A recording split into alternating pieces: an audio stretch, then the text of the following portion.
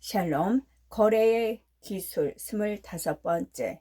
이러한 상황에서 얼음을 만들려고 할 때 두 가지 가능성이 있을 수 있다는 사실을 알아차리기란 그리 어렵지 않다.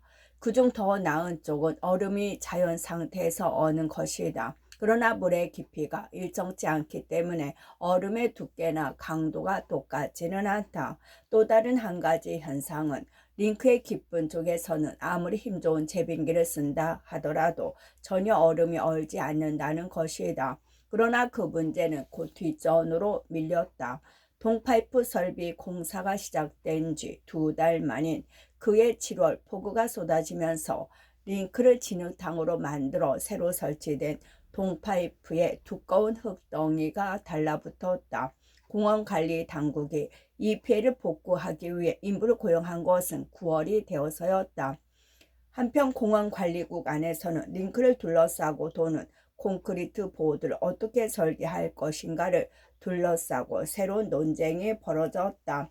그 결과 보드 논쟁이 계속되는 동안 링크 바닥을 비롯한 전체 콘크리트 공사에 9개월이 걸렸다. 그렇게 해서 불행하게도 겨울이 되었다. 그 9개월 동안에 새로 설치된 동파이프는 그냥 방치되어 눈보라와 홍수가 몰아닥치는 악천후에 그냥 내버려졌다.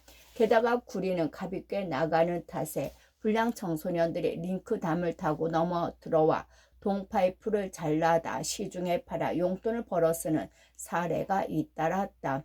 봄이 되자 35km 길이의 동파이프는 마치 전쟁을 치른 후 핥혀진 산화처럼 어지럽게 널려 있었다.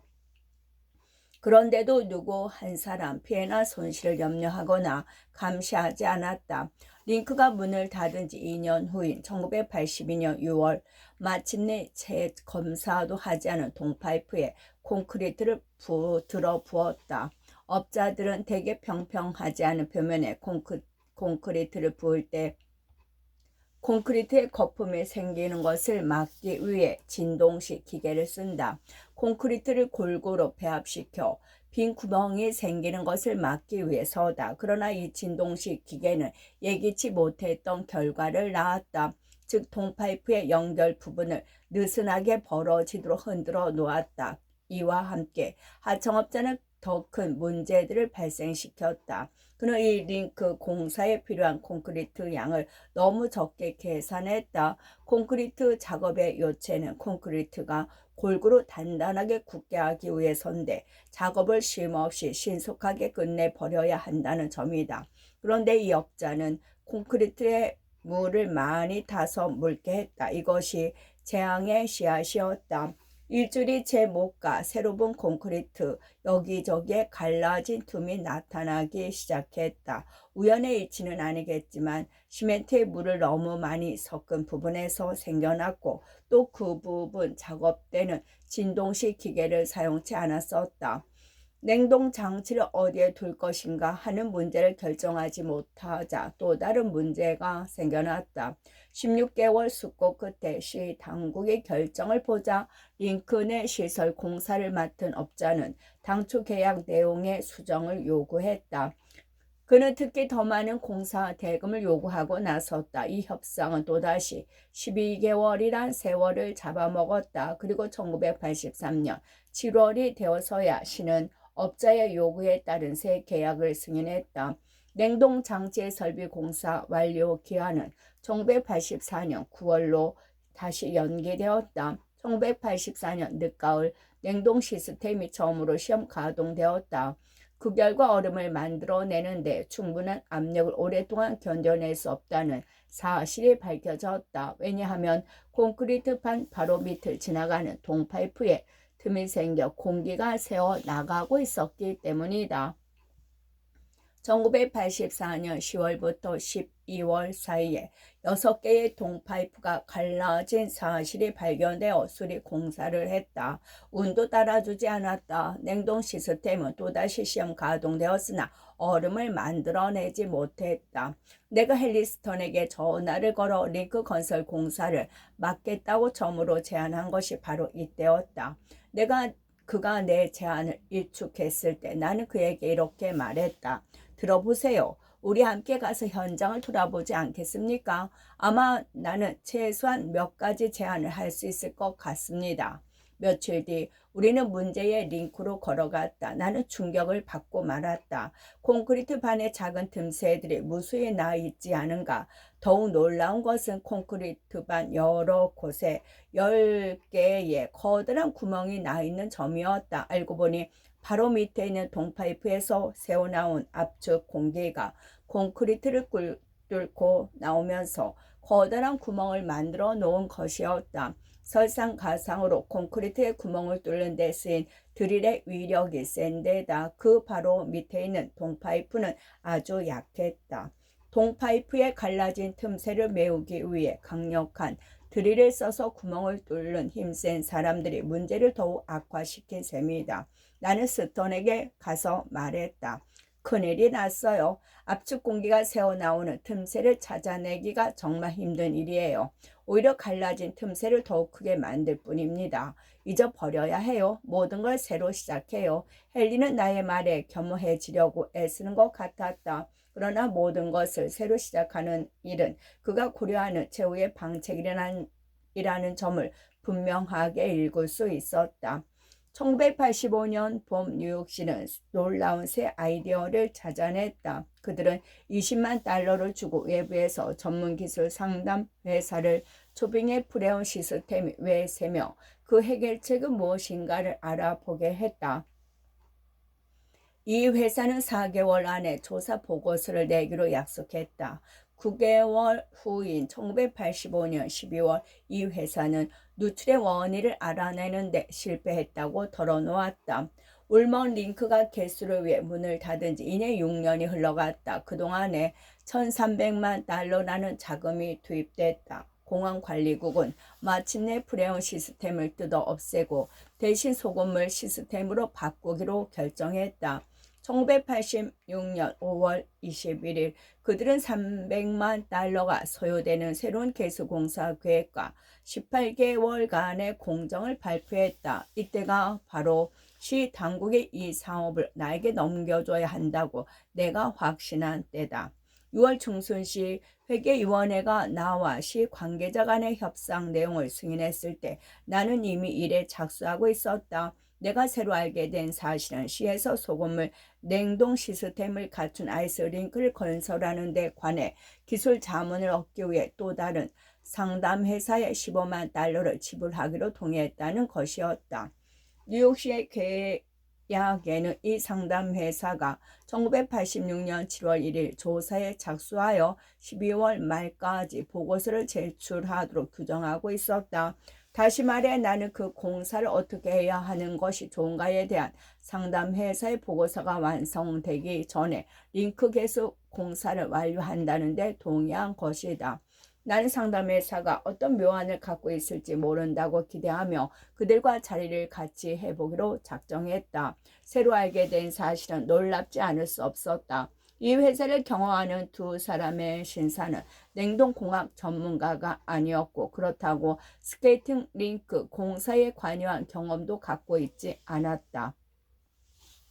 그들은 아이스링크 공사에 무엇이 필요한지를 전혀 몰랐다. 그들의 도움에 관해서는 이쯤 해두자.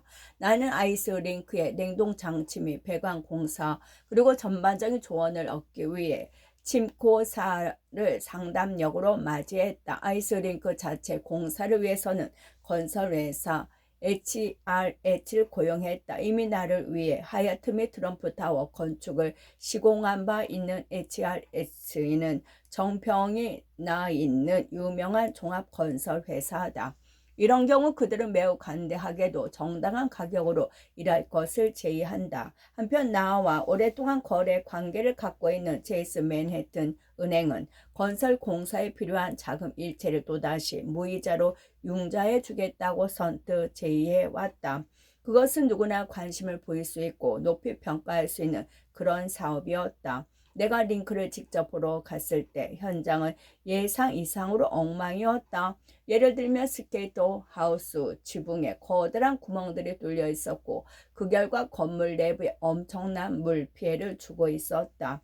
그러나 내가 주목한 현상들이 더 작은 것들일지라도 그 모두가 결국 이 사업에 대한 시 당국의 자세를 그대로 반영하고 있었다.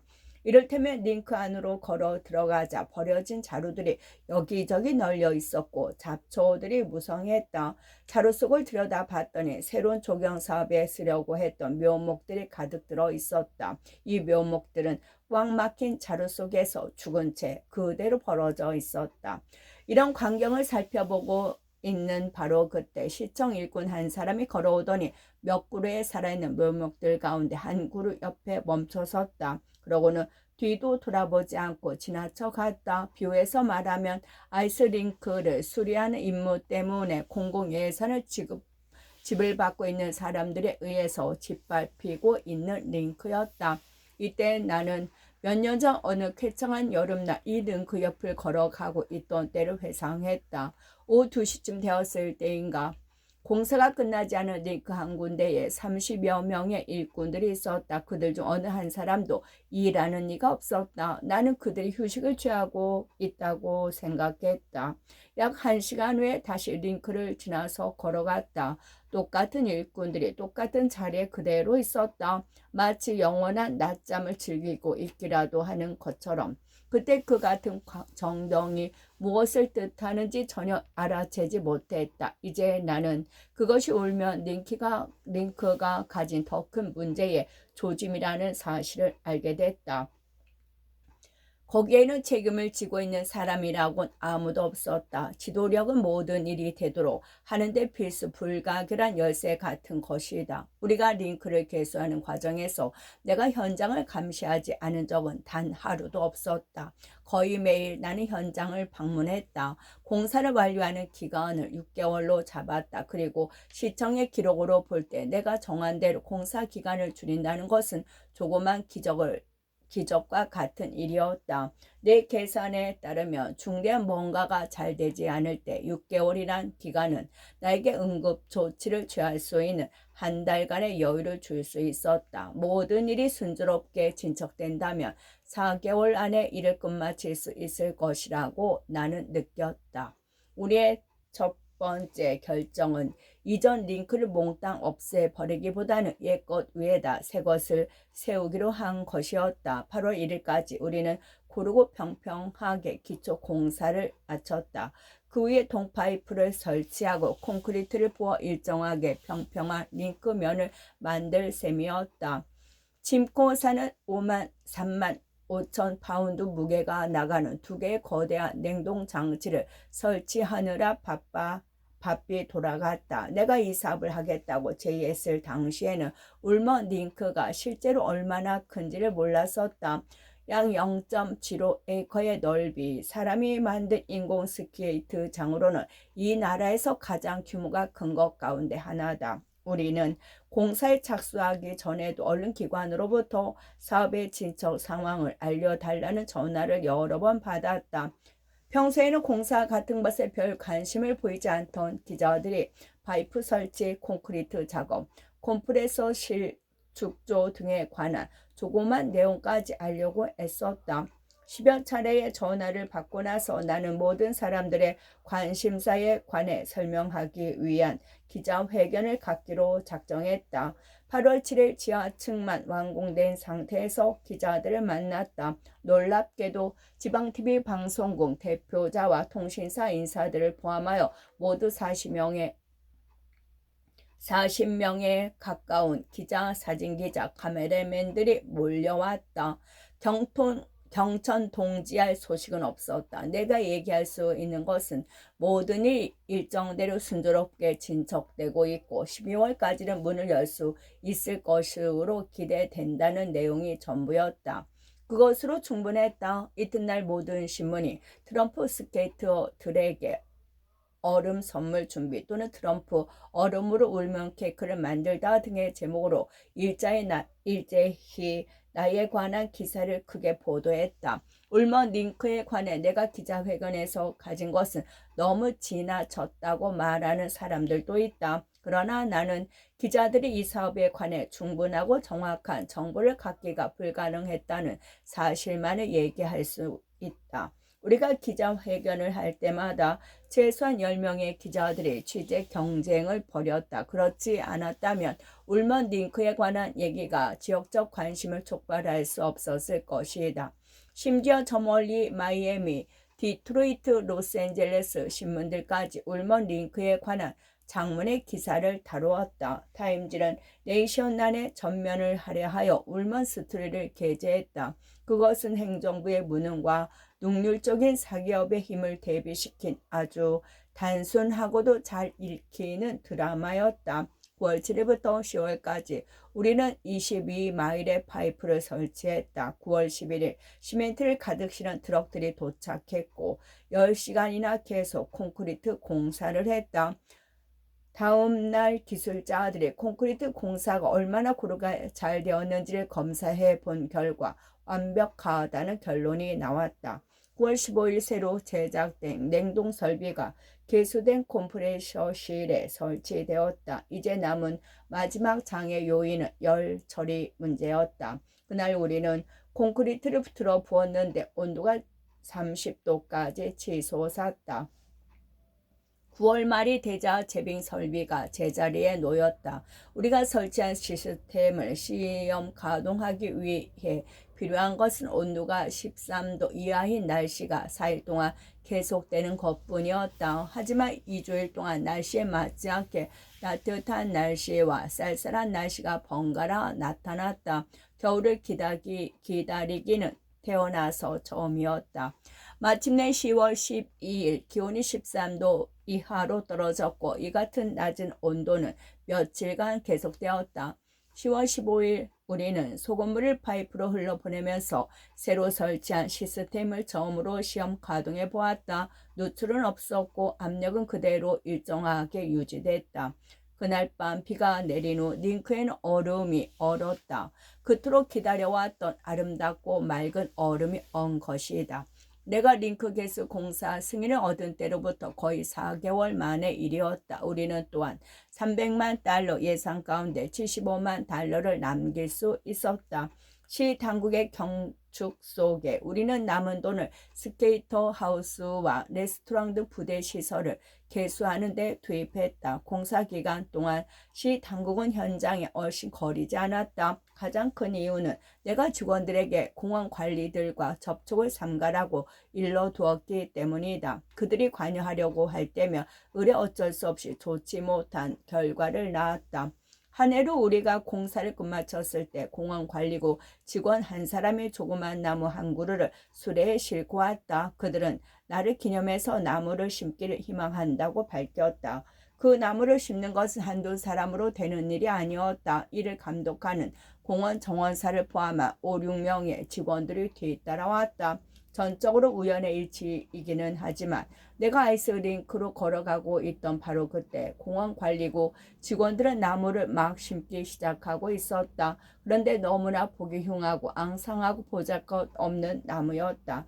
그냥 참고 넘어갈 수도 있었다. 그러나 나를 열받게 한 것은 그들이 나무를 심는 방법이었다. 전날 우리는 아이스링크 주변에 아름다운 표본 잔디를 심었다. 전날 밤 비가 내려 새로 심은 잔디가 펼쳐진 그라운드는 아주 부드럽고 포근한 느낌을 주었다. 그런데 나무를 심는다면서 새로 심은 잔디 위로 트랙터를 몰고 다니며 잔디를 완전히 뭉개버렸다.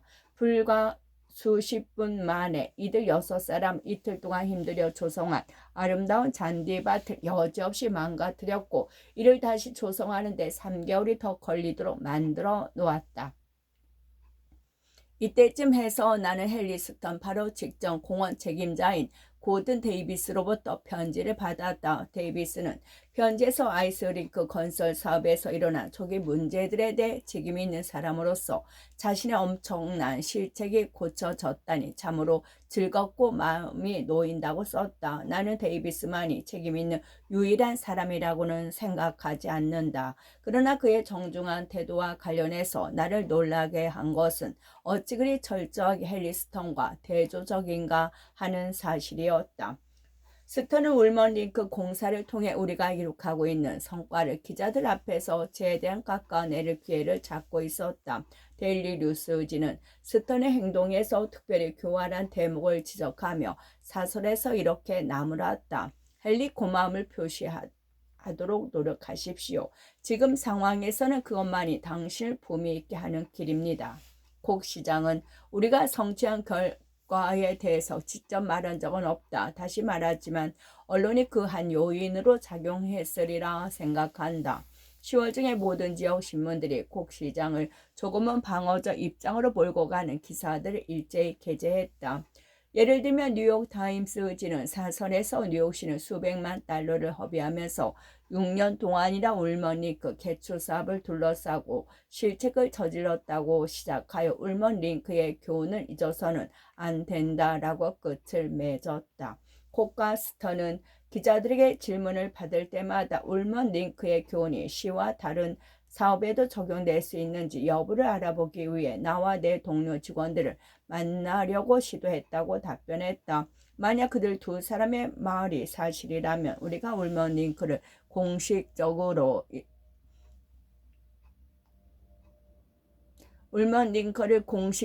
일반에 공개한 날인 11월 13일 몇 차례 연설을 포함해서 수차례 그들에게 그런 말을 들었을 것이 틀림없다. 나는 지금도 나와 만나기를 희망하는 시청 관리의 전화를 기다리고 있다. 사실 놀랄 것도 없다.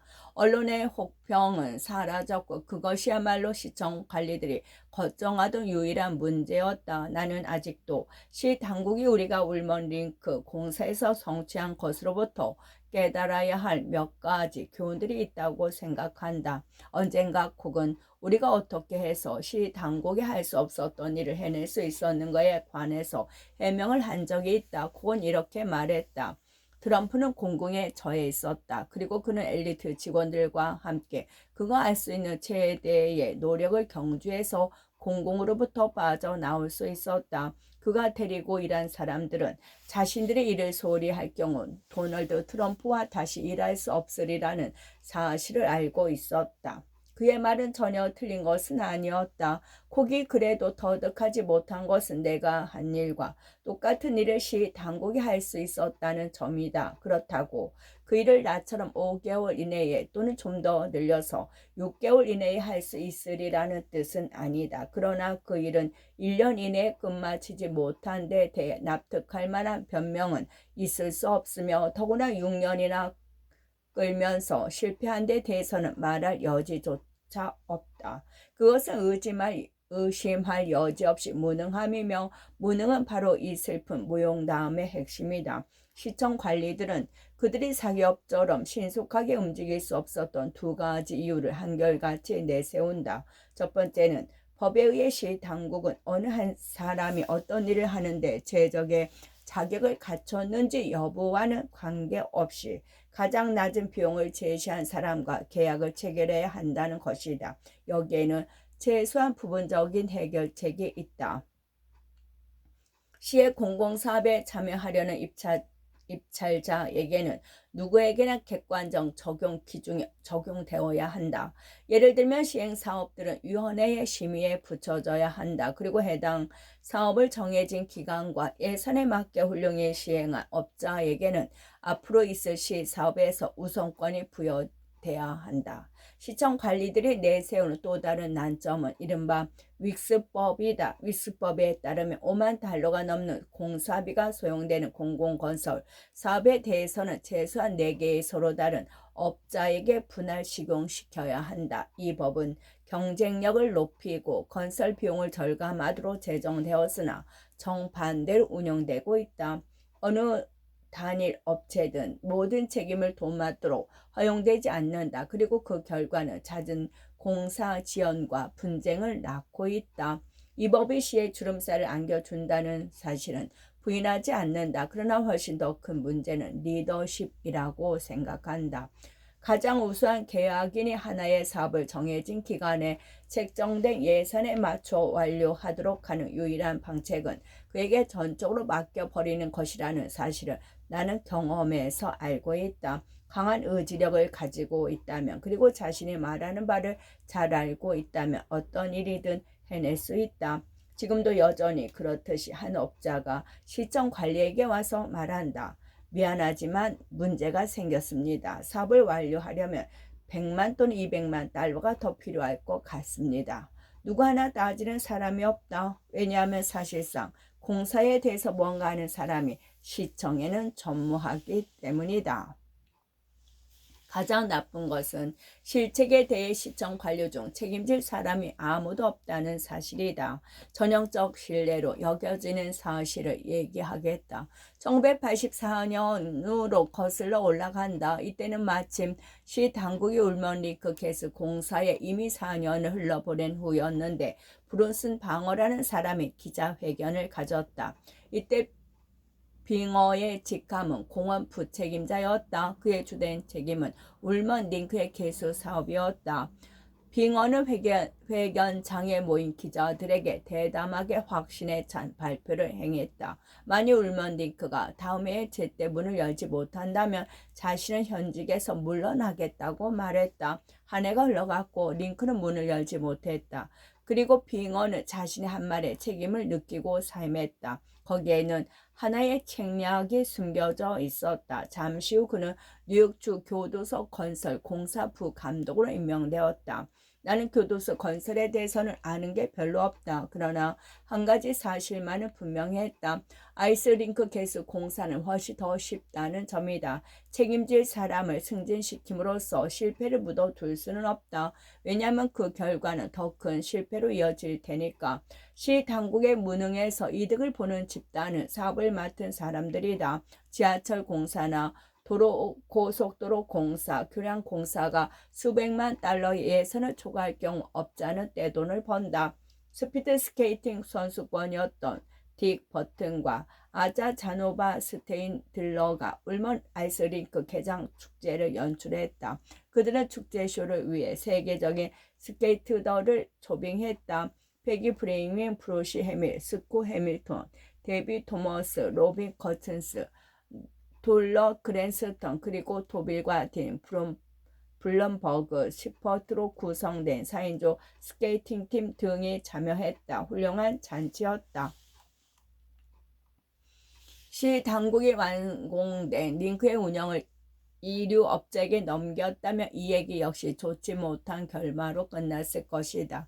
그러나 통상적인 경쟁 입찰로 경영자를 선택할 경우 링크 개장은 또다시 지연될 것이 뻔했기 때문에 시에서는 나에게 첫 번째 시즌에 한해서 임시로 운영하도록 했다. 또다시 나는 가장 우수한 경영인을 찾았다. 내가 찾아낸 해답은 아이스커페이즈사였다. 아이스커페이즈는 거창한 아이스쇼를 개최하는 이외에 이 나라에서 유명한 아이스링크를 몇 개 운영하고 있다. 그들은 울먼 링크를 완벽하게 운영해냈다. 멋지게 운영할 뿐만 아니라 최고의 성공을 거두었다. 시에서 링크를 개장하여 직접 운영하던 1970년대에는 1년에 평균 10만 달러의 수입을 올렸다. 그리고 15만 달러는 결코 넘어보지 못했다. 다른 어느 개인 링크장 입장료보다 싼 어른 4달러 50센트, 어린이 2달러 50센트를 받았지만 첫 시즌 동안에 120만 달러의 수입을 올렸다. 제방 경비를 뺀 순수익이 50만 달러를 넘었고 이 돈을 몽땅 자선단체와 공원관리국에 기부했다. 그러나 이런 성공 사례와 똑같이 중요한 사실은 50만 명의 스케이터들이 울먼 링크를 이용하고 있다는 점이다. 1987년 봄 내가 이 글을 쓰고 있는 지금도 트럼프 타워의 나의 거실 창문을 통해 울먼 링크에서 즐기는 수백 명의 스케이트들을 바라볼 때마다 그렇게 기분이 좋을 수가 없다. 끝.